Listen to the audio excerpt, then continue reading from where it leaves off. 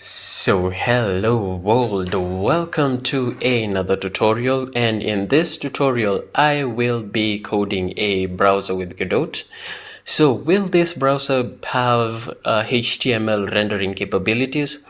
Yes, but very limited HTML rendering capabilities. That is because, of course, HTML is a very complex language with so many features, and we won't really be able to do that unless you have a team of a couple number of people. But yeah, we will just be able to render maybe a few elements, and that will not be part of this tutorial. Yeah, that for this tutorial we'll only be focusing on using the HTTP request node to get the actual HTML data from websites. And then will it be able to render CSS? Probably. And JavaScript also probably, because the JavaScript compiler has like 2 million or something million lines of code. We really won't be writing any of that. So the JavaScript, yeah, for the JavaScript we can just JavaScript and CSS, very highly likely not. It will just be able to render the CSS, the HTML. So why am I able to do that? Well, I actually wrote a simple programming language before. It's called Grammatics. It's a simple programming language, not for coding programs per se. It's for coding grammar like English or for any other language you might think about.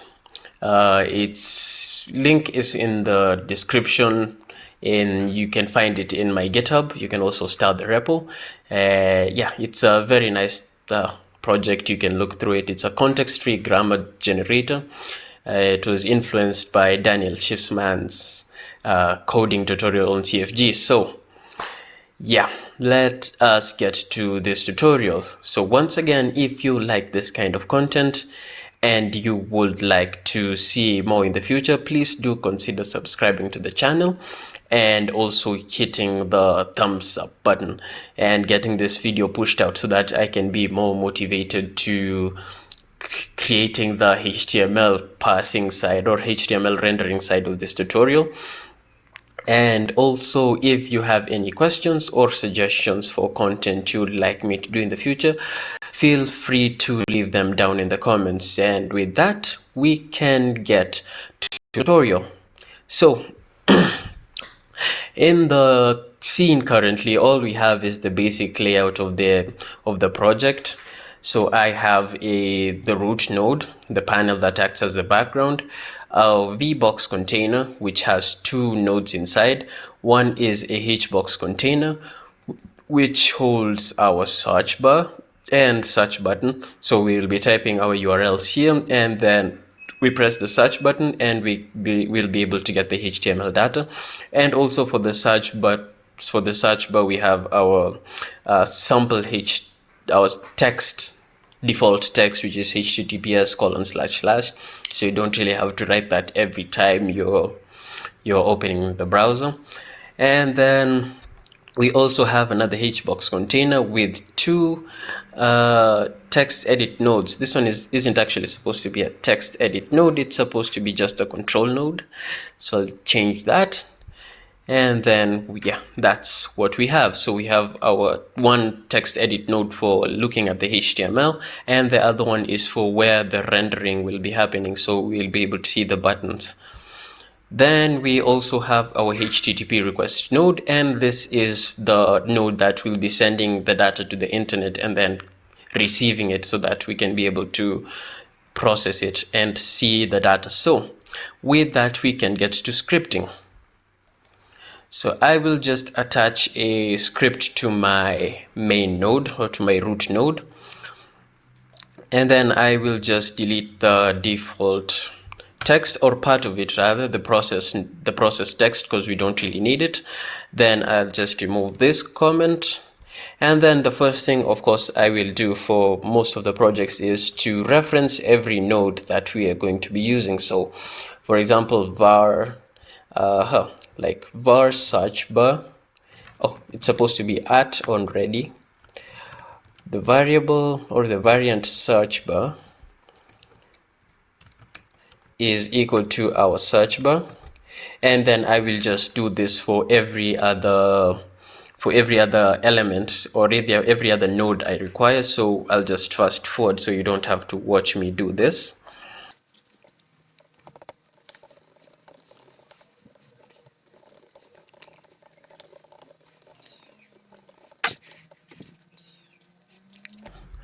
So I believe I have referenced every node that we require, and now we can actually get to getting data from the internet and into our Godot project. So for that, what I'll do is I'll create a function here, which will be called, let's say, getHTML, and this will be just an extension of the HTTP requests signal, which is on request completed. So when a request is completed, this signal is run. That is when I type something and then we get the URL. Then the data is gotten from the internet. This function, this signal will be gotten. So what I will do first, of course, let me just move back a little bit. So we'll come here to our search button first of all, and then we'll come and get its signal, which is pressed. So when the search button is pressed, we want to be able to do something. So when we press the search button, what we want to do is, let's move this up here. So when we press the search button, we want to get our URL. So our URL will be the search bar's text. So this is our search bar.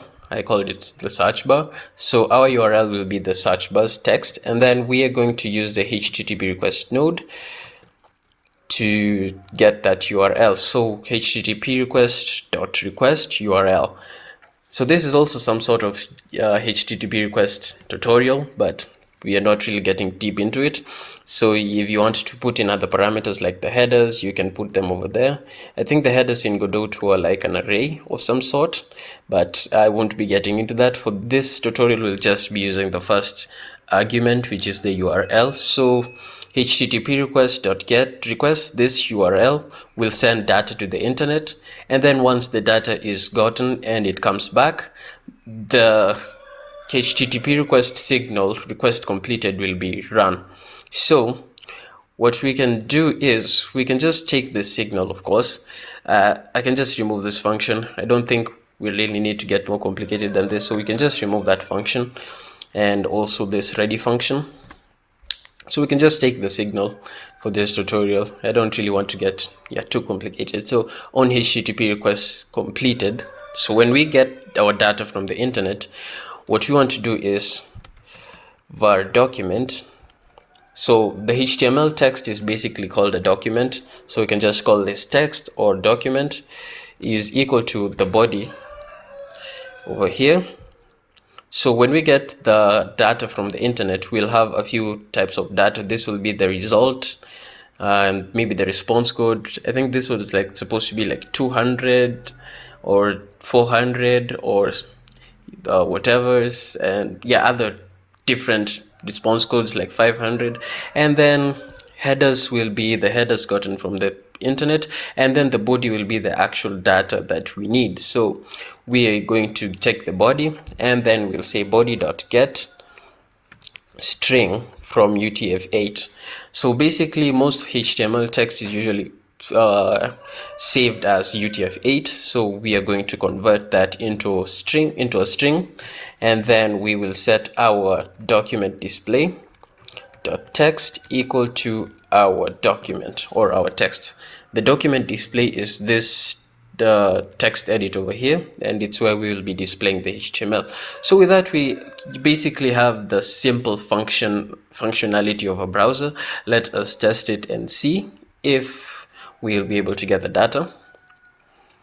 So I load the scene, and then I write in, for example, Godot engine.org, and then I press search, and you can see that we have the data from the Godot engine website. So this is basically how a browser functions. You your HTTP request, and then you get your document. And then in the next part of a browser, they render this. They get the HTML and CSS from the different HTML tags, and then they put it on the front end so that you can see. And then they'll get the JavaScript, and then you can be able to link up events. That's a very complicated process, so I won't really be implementing all of those features in my tutorials. I'll just be implementing the one for somewhat parsing HTML elements, and then you can, so that you can be able to maybe see like buttons. So we are done with this tutorial. Basically, you can test this with different websites. So maybe let's try another one. So www.google.com, then you press search. We've gotten the text from the Google website. So it's basically a working browser. The only difference between this and Chrome is that you can't see what the HTML is, and of course it can't render the CSS and JavaScript. So we'll be doing that in a future tutorial. So make sure to like this video and share it to a friend, or like this and in the Godot forums, so that I will be highly motivated to create the next part of this tutorial, where we will be rendering some HTML. So thank you for watching to the end of this video, and I will see you in the next one. If you have any questions, feel free to leave them down in the comments, and you can also start the repo, which gave me the capabilities to be able to do some of that, rendering HTML. It's called Grammatics. It's in the description, so you can like that repo, and also you might follow me on my GitHub. So goodbye.